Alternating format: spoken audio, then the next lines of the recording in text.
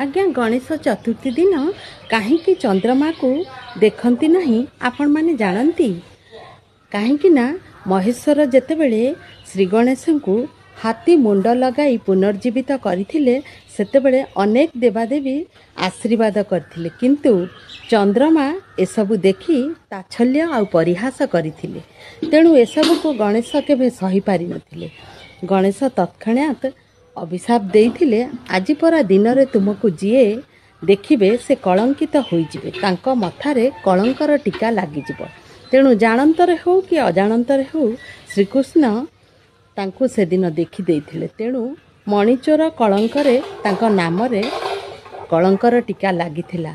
यह महाभारत रे उल्लेख अछि।